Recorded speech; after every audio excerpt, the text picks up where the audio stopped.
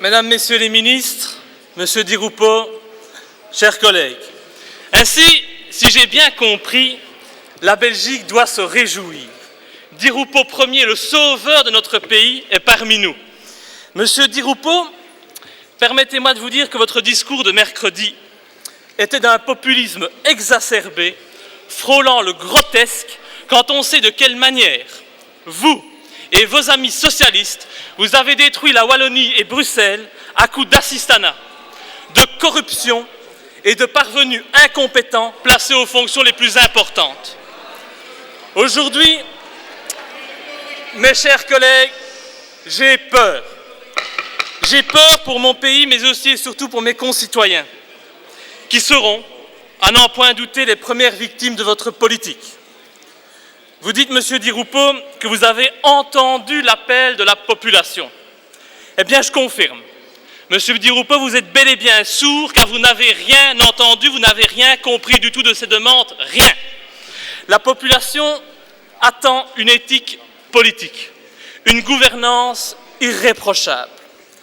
Vous êtes, excusez-moi de le dire, incapable de gérer quoi que ce soit dignement et en bon père de famille.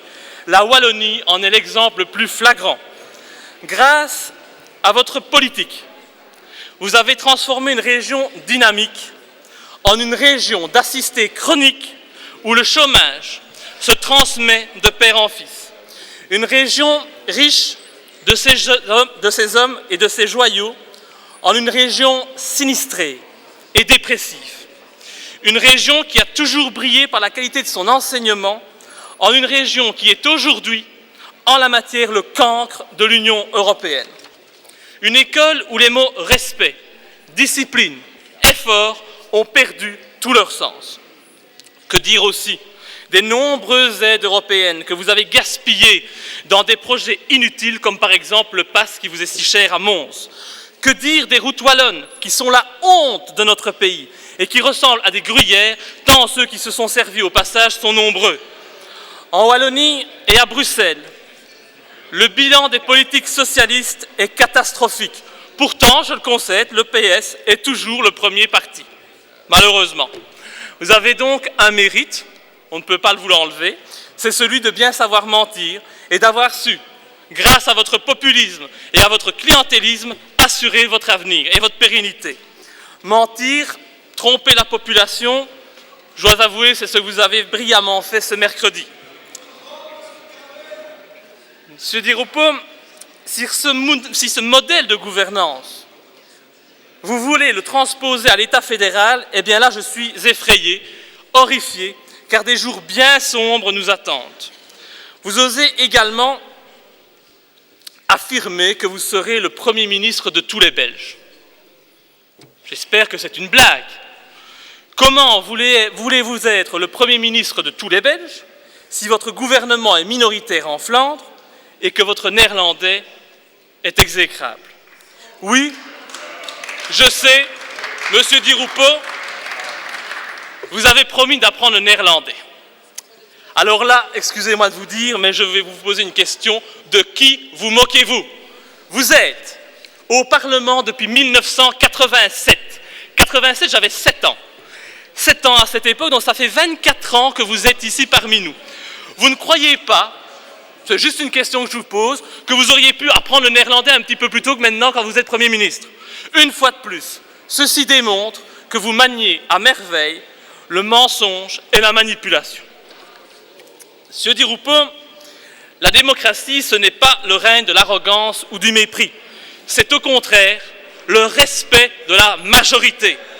Aujourd'hui...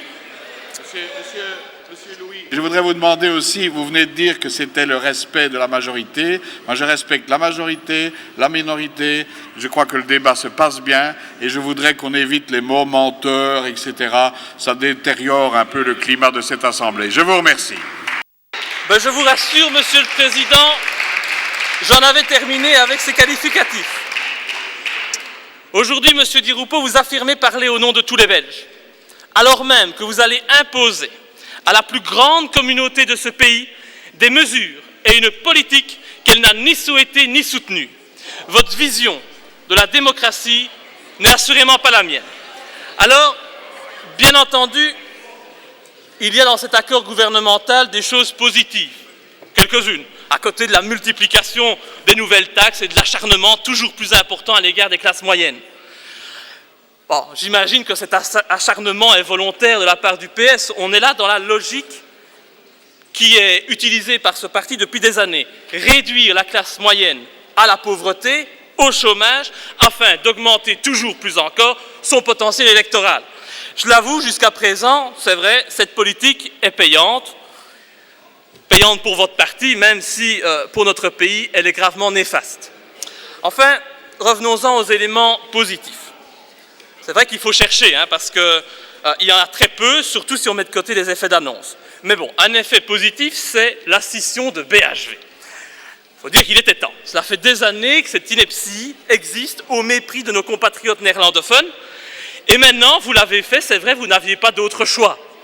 Cette scission ne mettra pourtant pas un terme aux querelles linguistiques ni communautaires, tant que les communes à facilité seront maintenues. Ces communes à facilité, n'en déplaise au FDF, sont une aberration et un non-respect de notre fédéralisme. Elles vont à l'encontre du principe d'égalité entre tous les Belges. Dois-je vous rappeler, Monsieur Di Rupo, pourquoi nous avons opté pour le fédéralisme? Je n'étais pas né à cette époque, mais votre parti, lui, était déjà à la manœuvre. Mais nous avons opté pour le fédéralisme parce que les francophones de l'époque, ils refusaient d'étendre le bilinguisme à l'ensemble du pays. Parce que les francophones de l'époque étaient les premiers régionalistes et les premiers nationalistes de ce pays. Vous avez alors choisi le fédéralisme. Moi, je ne vous dis qu'une chose, il est temps de l'appliquer. L'arrogance francophone ne peut plus exacerber les conflits communautaires. En supprimant les communes à facilité sur l'ensemble du pays, vous respecterez enfin la Flandre et nous pourrons avancer vers une Belgique de demain, une Belgique, je l'espère, plus unie. Un autre point positif, c'est que vous avez décidé de limiter le chômage dans le temps et d'encourager le travail. Alors, ce ne sont malheureusement que des mesurettes qui n'empêcheront pas l'assistanat. En matière de limitation du chômage dans le temps, vous auriez dû suivre la proposition que j'ai déposée devant cette Chambre. Vous aurez alors mis en œuvre une révolution positive. Malheureusement, votre système ne fera lui que transposer les problèmes au CPAS du pays. CPAS du pays qu'il faut, si je dois vous le rappeler, sont déjà étouffés par les effets néfastes des politiques d'immigration incontrôlée de ces dernières années. De plus, en maintenant les fausses aides à l'emploi, comme les plans Activa, Win-Win, vous ne faites qu'augmenter le nombre d'emplois subsidiés dans notre pays. En maintenant les prépensions, vous vous opposez frontalement à l'âge légal de départ à la retraite qui est fixé dans notre texte à 65 ans. Supprimer les prépensions, sauf pour les métiers à forte pénibilité, voilà ce qui aurait été une mesure courageuse, une mesure bénéfique et non électoraliste. Le courage a dû vous manquer, je ne sais pas pourquoi, mais ça ne m'étonne pas. Une autre mesure phare, dont vous avez beaucoup parlé, c'est réduire le salaire des ministres. Ah, c'est vrai, vous avez dit dans votre discours de mercredi que chacun devait contribuer à l'effort en fonction de ses moyens.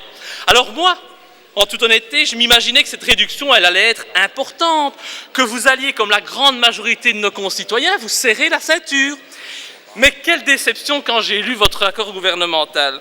Cette réduction n'est que de 5 malheureux pourcents, 5 malheureux pourcents, environ 500 € par mois en fait.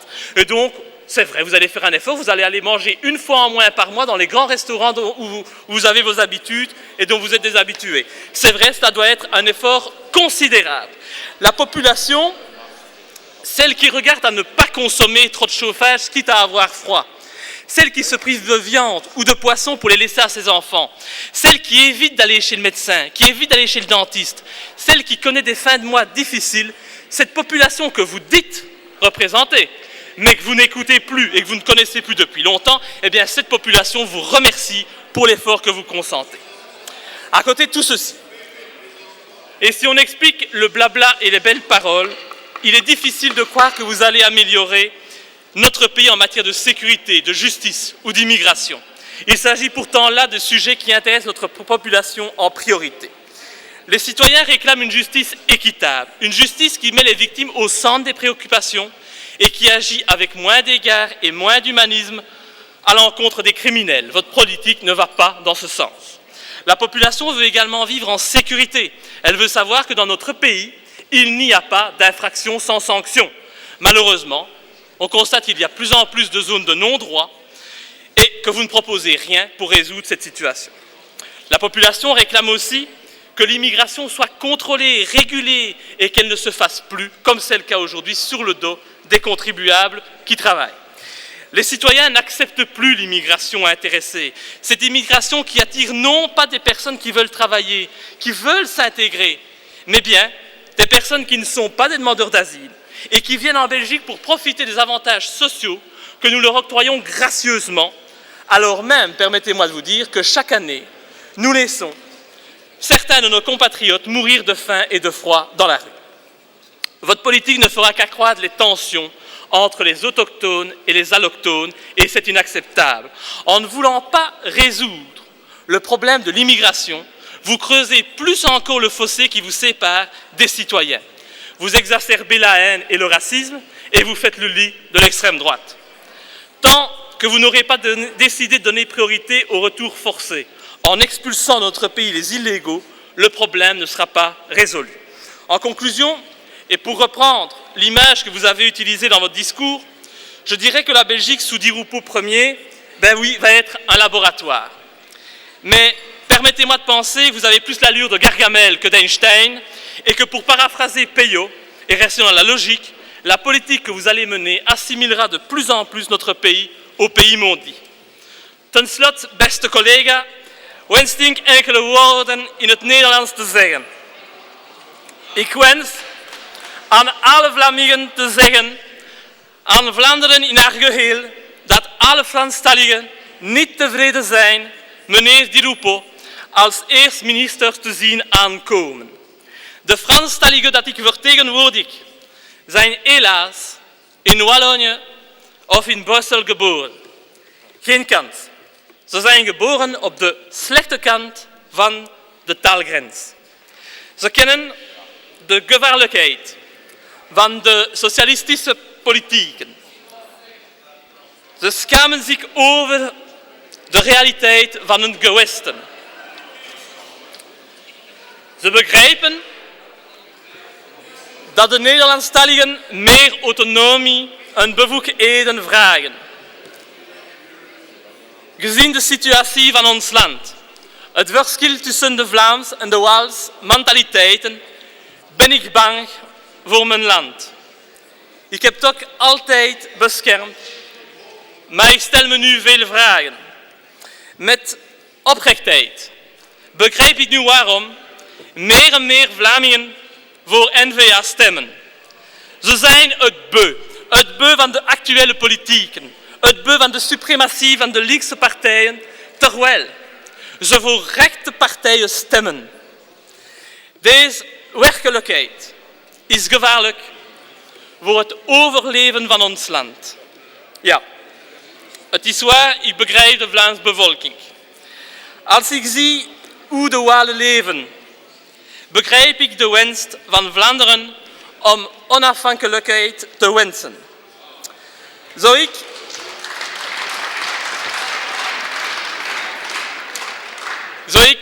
Nederlandstalig zou zijn, had ik hetzelfde gewenst hebben. Meneer Di Rupo.